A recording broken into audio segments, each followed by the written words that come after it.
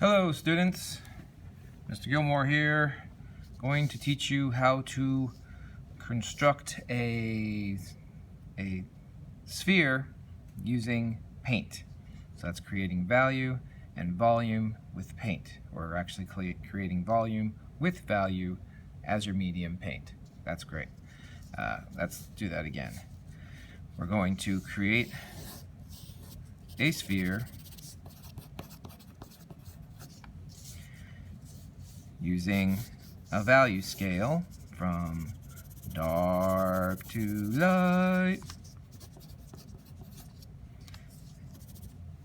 to create volume, something that looks like it's tangible. Volume. Got it? Using the medium paint.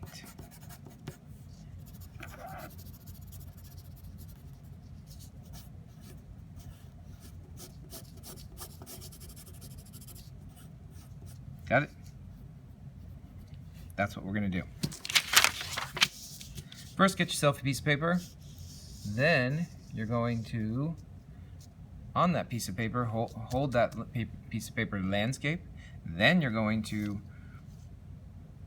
go ahead and draw a horizontal line. Then, it does not have to be perfect, no ruler necessary. And make in the center of your paper, make a circle with about a 3-inch diameter or so. Nothing needs to be accurate here. So then you've got your, and then I'm going to go ahead and put in my shadow, because I'm going to pretend that my light source is to the upper right. That means that the shadow will be just about here or so on the ground. And I'm not going to shade it because I'm going to let my paint create the volume and value scale is going to create the volume of this sphere. Right? Don't forget, this is going to be a sphere. There. Now you've also got your paint, which in this case is on our so-called palette, which in this case is actually just a CD case because you can close it. Nice, huh? You've got your water. Make sure you got your little bit of water. You've got a brush. Do not need a very big brush. This is a round number 2. And then you've also got a paper towel. All right. So we're going to start with purple. We're going to make a purple ball, basically. Just go ahead and put on, I'm going to put my start in the middle because I know that my light side is going to be on the upper right and my dark side is going to be on the lower left. So I'm going to spread my paint across the middle of the sphere because I want it to spread up to the top and then also down to the bottom. It's a little easier that way. Alright. Now I might be doing this fast, but you take your time. This is probably the first time that you've ever tried to do this kind of controlled modeling.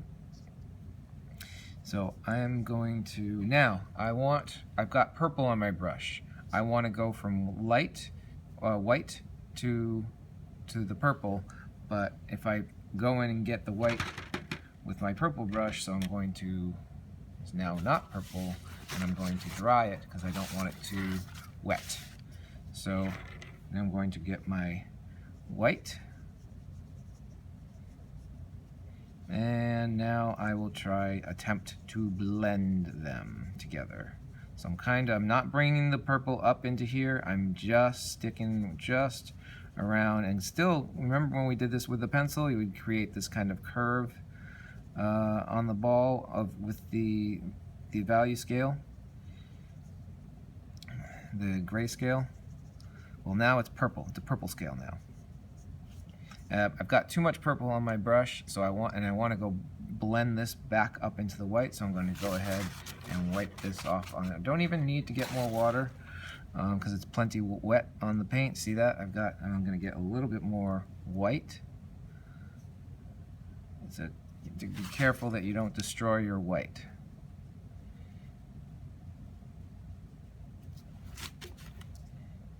There.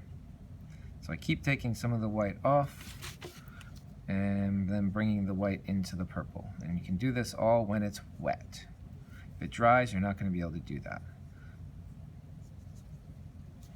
All right, that's good enough. And again, I'm doing this quick just so you're not sitting here watching me paint. I am no Bob Ross. I'm not a happy little painter that's going to soothe you and relax you. It just ain't my thing. I don't have the hair for it either, sorry. So now I'm going to go bring down the purple, and I'm going to get some black and run some black right at the bottom.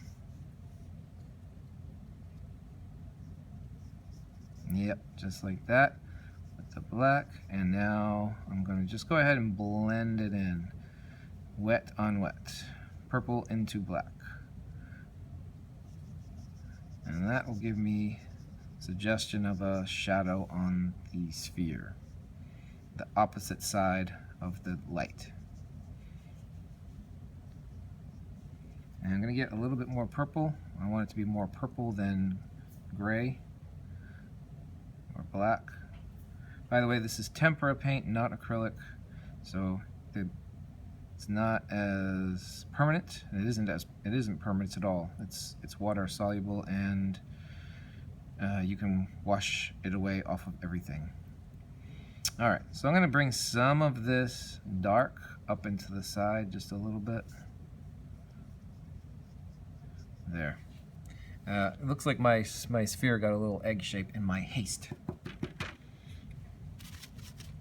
And then, oh, I got a little swirl down there. Let's get that. Great. Now I'm going to go ahead and put in the shadow. And I'm going to leave just a little bit of white paper in between the shadow and the ball, just to separate it a little better. And I need a little water because it's not spreading very well. The water will help the paint spread.